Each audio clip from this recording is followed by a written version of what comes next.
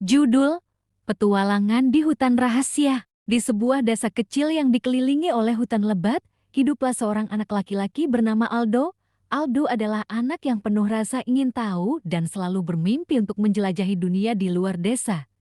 Setiap malam, ia akan menceritakan kisah petualangan kepada teman-temannya di tepi sungai, membayangkan bagaimana rasanya pergi ke tempat-tempat yang jauh. Suatu pagi, setelah mendengar cerita serupa dari seorang penjual keliling, Aldo memutuskan bahwa sudah waktunya untuk menjalani petualangannya sendiri.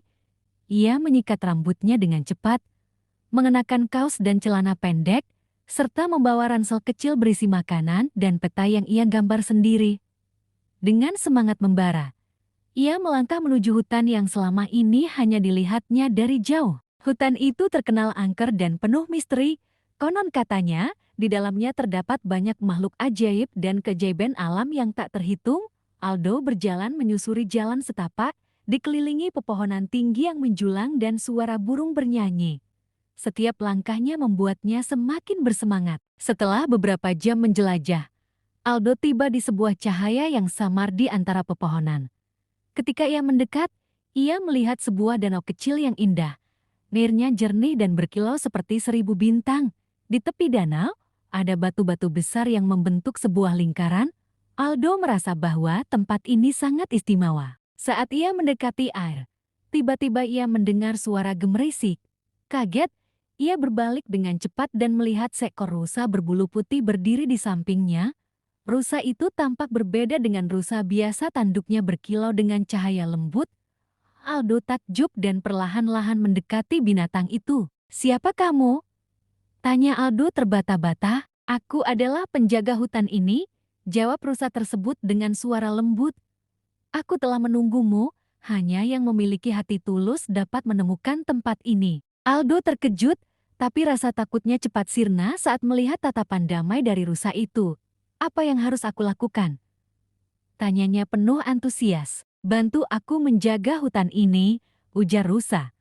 "Banyak makhluk yang tercemar oleh tindakan manusia yang tidak bertanggung jawab. Aku memerlukan seseorang untuk menjadi sahabatku dan menjaga keindahan ini." Dengan nada bersemangat, Aldo menjawab, "Aku akan melakukannya.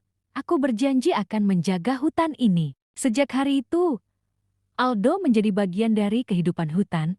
Ia belajar tentang berbagai tumbuhan, hewan, dan ekosistem yang ada. Bersama rusa itu, ia menjelajahi tiap sudut hutan, membantu memperbaiki kerusakan yang ditimbulkan oleh ulah manusia, dan mengajarkan teman-teman desa tentang pentingnya menjaga alam. Suatu ketika, saat Aldo dan rusa menemukan jejak sampah di tepi danau, mereka memutuskan untuk melakukan bersih-bersih hutan. Aldo mengajak teman-temannya dari desa untuk terlibat.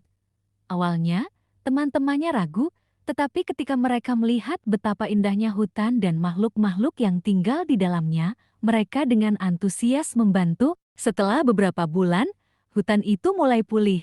Aldo merasakan betapa pentingnya menjaga alam dan hubungan yang ia bangun dengan teman-temannya dan rusa menjadi lebih kuat.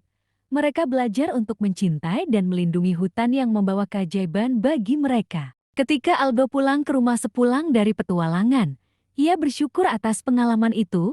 Ternyata petualangannya bukan hanya melulu tentang menjelajahi tempat baru, tetapi juga tentang membangun ikatan dengan alam dan sesama. Setiap kali matahari tenggelam dan bulan muncul, Aldo duduk di tepi danau, merenung, sambil mengingat semua petualangan yang telah dilaluinya. Hutan rahasia itu menjadi bagian dari dirinya, dan ia tahu bahwa petualangannya baru saja dimulai. Kita lanjut cerita lagi. Judul, Karpet Terbang. Di sebuah desa kecil yang tenang, hiduplah seorang anak bernama Rania.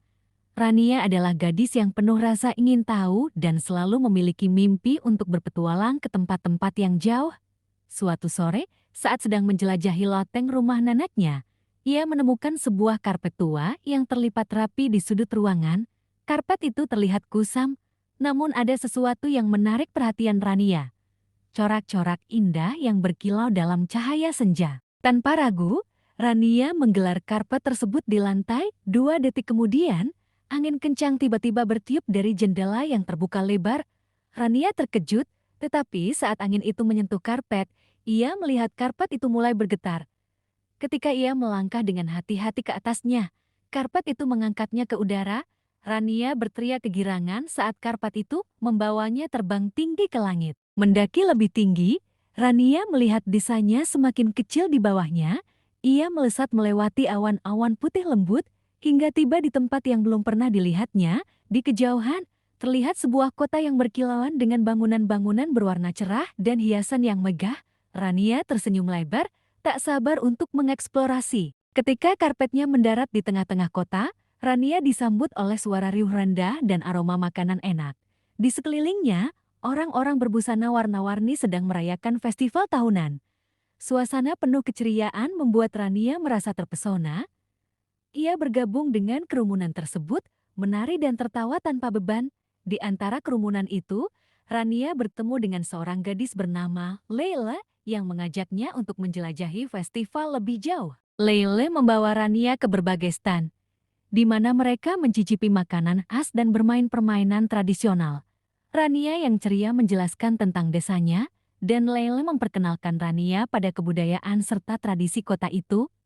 Mereka berdua cepat akrab, berbagi mimpi dan harapan. Namun, saat matahari mulai terbenam, Rania merasakan getaran aneh di karpetnya. Ia tahu saatnya untuk kembali. Dengan berat hati, ia berpamitan kepada Leila dan berterima kasih atas pengalaman luar biasa yang telah mereka bagi. Saat Rania menginjakan kaki kembali di atas karpet, ia tidak yakin apakah petualangan itu akan berakhir. Namun, karpet itu kembali mengangkatnya, mengelilingi kota dan melewati awan sebelum akhirnya mendarat kembali di loteng rumah neneknya. Rania terengah-engah, tapi senyumnya tidak pudar. Sejak hari itu, Rania dan karpetnya menjadi sahabat setia. Setiap kali ia merasa ingin berpetualang, Rania cukup menggelar karpet itu, dan ia akan terbang ke tempat-tempat baru yang penuh keajaiban. Ia mengeksplorasi desa-desa yang indah, pegunungan yang megah, dan bahkan menjelajahi pasar yang ramai di ibu kota. Rania belajar banyak tentang kebudayaan dan tradisi, serta menjalin persahabatan dengan banyak orang. Setelah beberapa waktu, Rania kembali mengunjungi kota yang sama untuk bertemu Leila. Mereka berdua saling merindukan dan telah membentuk ikatan yang kuat. Setiap tahun, mereka mengatur waktu untuk bertemu di festival yang sama, berbagi cerita, dan menjelajahi dunia bersama-sama. Kisah Rania dan karpet terbangnya menjadi legenda di desanya. Setiap anak mendengar cerita itu dan berharap suatu saat bisa menemukan karpet ajaib mereka sendiri. Rania tahu bahwa petualangan sebenarnya bukan hanya tentang tempat-tempat yang jauh, tetapi juga tentang hubungan yang dibangun serta pengalaman yang tak tergantikan. Karpet itu tidak hanya memberikan petualangan, tetapi juga mengajarkan Rania tentang arti kebersamaan, persahabatan, dan keberanian untuk mengejar impiannya. Dan di dalam hatinya, Rania tahu bahwa perjalanan mereka masih jauh dari selesai. Dunia masih penuh misteri dan keajaiban menanti untuk ditemukan.